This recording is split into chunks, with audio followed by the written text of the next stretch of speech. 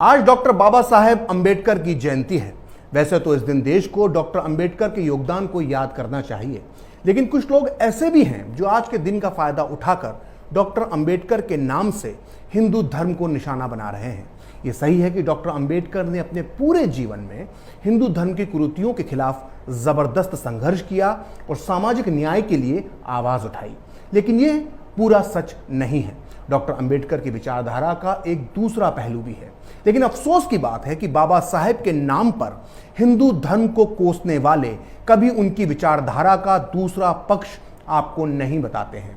वो आपको कभी ये नहीं बताएंगे कि डॉक्टर अंबेडकर ने इस्लाम धर्म और उसे मानने वाले मुसलमानों के बारे में क्या कहा था। इसलिए आज मैं आपको खरी बात में तथ्यों, तर्कों और सबूतों के साथ बताऊंगा कि डॉक्टर अंबेडकर के इस्लाम के बारे में क्या विचार थे। मैं आज आपको बताऊंगा कि बाबा साहेब ने साफ तौर पर कहा था कि मुसलमान देशभक्त नहीं होते हैं।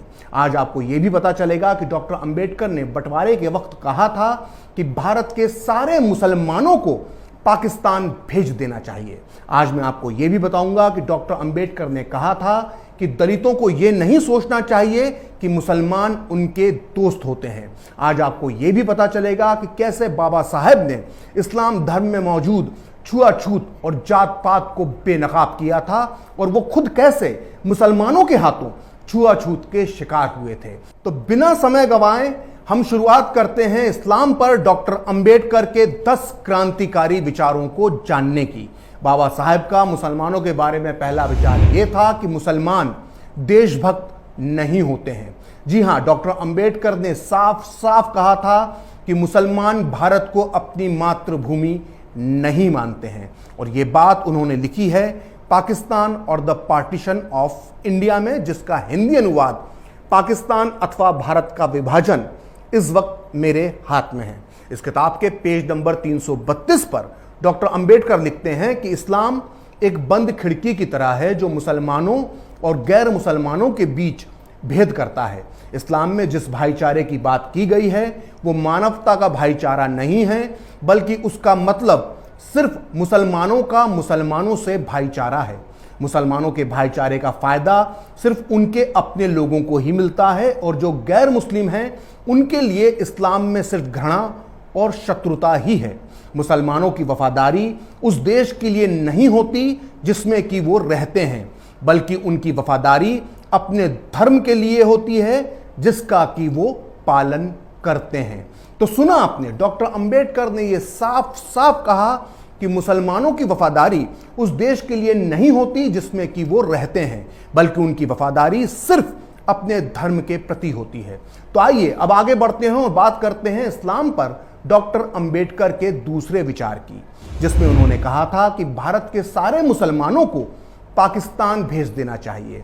दरअसल जब पाकिस्तान की मांग उठी थी तो बाबा साहेब का मानना था कि अगर बंटवारा होता है तो भारतीय इलाके के सारे मुसलमानों को पाकिस्तान भेज देना चाहिए, और इसके लिए उन्होंने 1923 में टर्की और ग्रीस के बीच हुए एक समझौते का उदाहरण दिया था, जिसके तहत ग्रीस में रहने वाले सारे मुसलमान टर्की भेज दिए गए थे और टर्की में रहने वाले सारे ईसाई ग्रीस चले गए थे।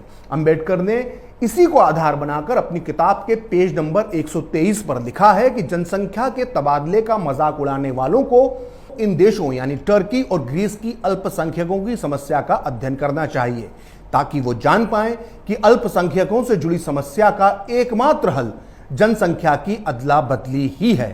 सांप्रदायिक शांति स्थापित करने का टिकाऊ तरीका अल्पसंख्यकों की अदला बदली ही है।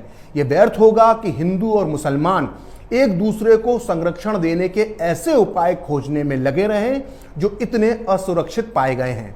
यदि ग्रीस, टर्की और बुल्गारिया जैसे सीमित साधनों वाले छोटे छोटे देश भी ये काम पूरा कर चुके हैं, तो ये मानने का कोई कारण नहीं है कि हिंदुस्तानी ऐसा नहीं कर सकते।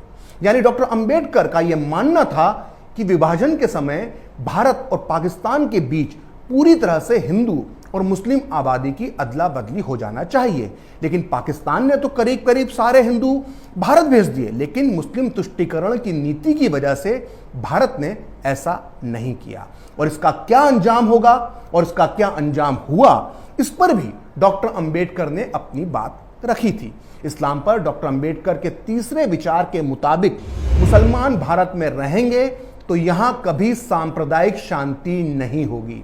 अंबेडकर की सोच का सबूत है उनकी ये किताब। इसके पेज नंबर 125 पर वो लिखते हैं कि ये बात स्वीकार कर लेना चाहिए कि पाकिस्तान बनने के बाद भी हिंदुस्तान सांप्रदायिक समस्या से मुक्त नहीं हो पाएगा।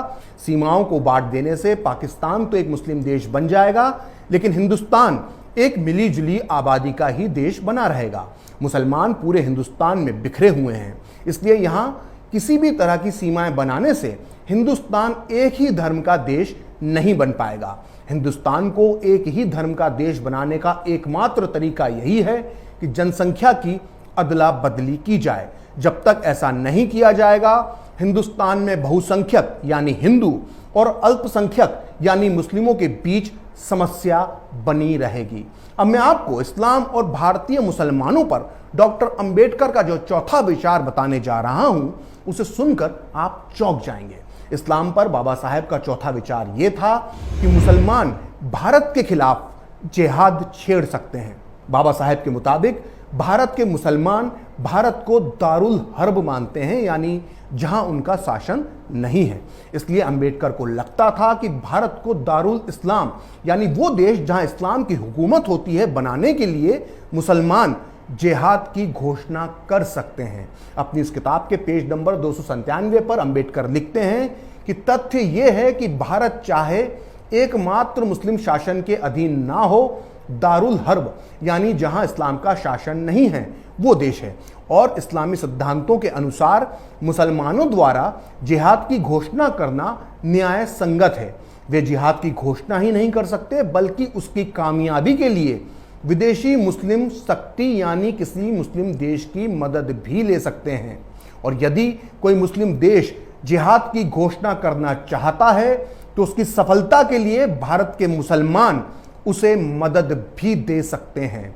तो सुना आपने, डॉक्टर अंबेडकर ने साफ साफ कहा था कि मुसलमान न केवल इस्लाम की स्थापना के लिए भारत में जिहाद छेड़ सकते हैं बल्कि इसके लिए वो किसी मुस्लिम मुल्क की मदद भी ले सकते हैं या उसे अपनी मदद भी दे सकते हैं। आपने अक्सर देखा होगा कि भारतीय मुसलमान अक्सर अरब देशों की धौंस देते रहते हैं। खैर, इस्लाम पर डॉक्टर अंबेडकर का पांचवा विचार यह था कि मुसलमान कभी भी हिंदुओं की सरकार को स्वीकार नहीं करेंगे।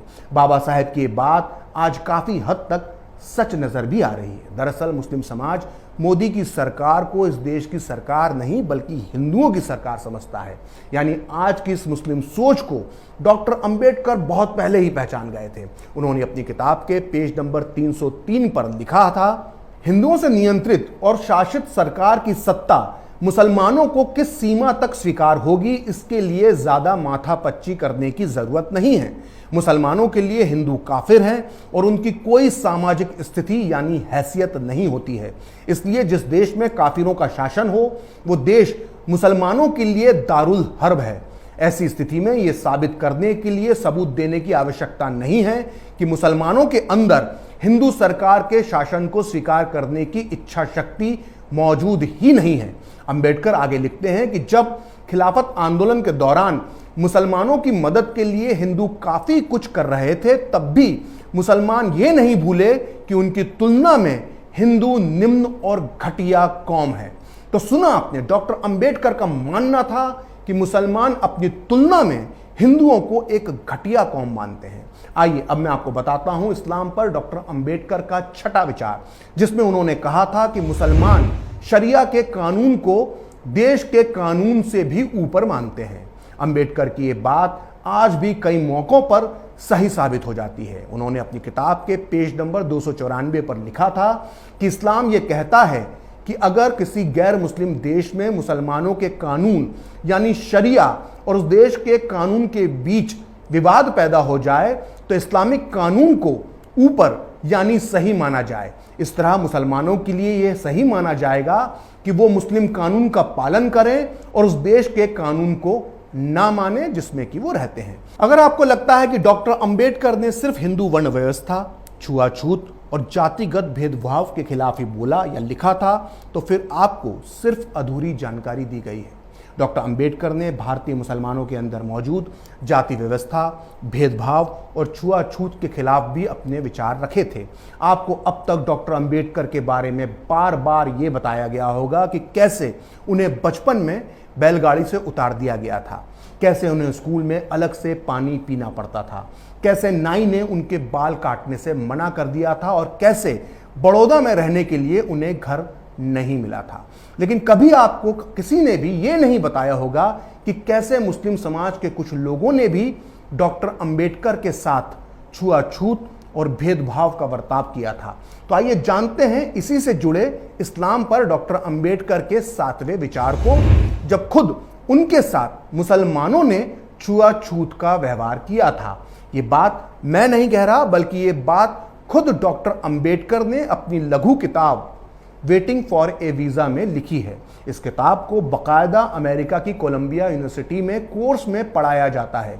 अंबेडकर ने इस किताब के 4थे अध्याय में 1934 में अपनी दौलताबाद यात्रा का जिक्र करते हुए लिखा है कि वो रमज़ान का महीना था। हमने दौलताबाद किले के बाहर बने तालाब में हाथ मुंह धोए थे कि एक बूढ़ा मुसलमान चिल्लाते हुए बोला कि तुम अछूतों ने इस तालाब के पानी को गंदा कर दिया। थोड़ी ही देर में कई मुसलमान जमा हो गए और हमें गालियां देने लगे कि तुम अछूतों का दिमाग खराब हो गया है, तुम्हारी औकात क्या है, तुम्हें सबक सिखाने की ज़रूरत है। हमने समझाने की कोशिश की, लेकिन मुसलमान हमारी बात सुनने को तैयार नहीं थे। वो हमें इतनी गंदी गंदी गालियां दे रहे थे कि हम भी बर्दाश्त नहीं कर पा रहे थे। वहाँ दंगे जैसे हालात बन गए थे और हत्या भी हो सकती थी। तब मेरा धैर्य खत्म हो गया। मैंने थोड़ा गुस्से में पूछा कि क्या तुमको तुम्हारा धर्म यही सिखाता है? क्या तुम ऐसे किसी अछूत को पानी लेने से रोकोगे जो मुसलमान बन जाए? ये सुनकर वो चुप हो गए। इस किस्से से साफ होता है कि कैसे एक अछूत हिंदू मुसलमान के लिए भी अछूत ही होता है। अक्सर कुछ लोग जय भीम और जय मीम के नारे लगाते हैं। दरअसल ये नारा आज भारतीय राजनीति में एक फैशन बन गया है। लेकिन मुस्लिम दलित एकता पर डॉक्टर अंबेडकर क्या सोचते थे, ये कोई आपको नहीं बताता, क्योंकि ये बताने पर जय भीम जय मीम का नारा खोखला साबित हो जाएगा। तो आइए बात करते हैं इसी नारे से जुड़े डॉक्टर अंबेडकर के इस्लाम पर विचार नंबर 8 की, जिसमें बाबा साहब ने कहा था कि दलित मुसलमानों को अपना दोस्त नहीं माने। 1947 में बंटवारे के बाद जब पाकिस्तान के साथ हैदराबाद के निजाम के रजाकारों ने भी दलितों पर अत्याचार किया, तो डॉक्टर अंबेडकर ने 27 नवंबर 1947 को एक प्रेस कॉन्फ्रेंस में जो कहा वो छपा है इस किताब में, जिसका नाम है डॉक्टर अंबेडकर जीवन चरित्र में। और इस किताब को लिखा है महान लेखक पद्म भूषण से सम्मानित धनंजय कीर ने। इस किताब के पेज नंबर 379 के मुताबिक डॉक्टर अंबेडकर ने उस दिन कहा था कि पाकिस्तान के चक्कर में फंसा दलित समाज हर उपलब्ध मार्ग और साधन से भारत आ जाए।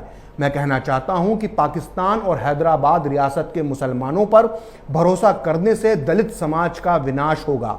दलित वर्ग हिंदू समाज से नफरत करता है, इसलिए मुसलमान हमारे मित्र हैं। ये मानने की बुरी आदत दलितों को लग गई है, जो अत्यंत गलत है। मुसलमान तो अपने लिए दलितों का साथ चाहते हैं, लेकिन बदले में वो कभी दलितों का साथ नहीं देते हैं। अब मैं जो आपको बताने जा रहा हूं उसे सुनकर कई मुस्लिम कट्टरपंथियों की नींद उड़ सकती है। इस्लाम पर 9वें विचार के मुताबिक डॉक्टर अंबेडकर का मानना था कि बुर्के की वजह से मुस्लिम नौजवान यौन विकृति यानी सेक्सुअल डिसऑर्डर के शिकार बन जाते हैं। दरअसल देश के हर समाज की, हर महिला की आज़ादी के पक्षधर बाबा साहब का मानना था कि बुर्के का असर सिर्फ महिलाओं पर नहीं पड़ता, बल्कि इसका असर पुरुषों की मानसिकता पर भी पड़ता है।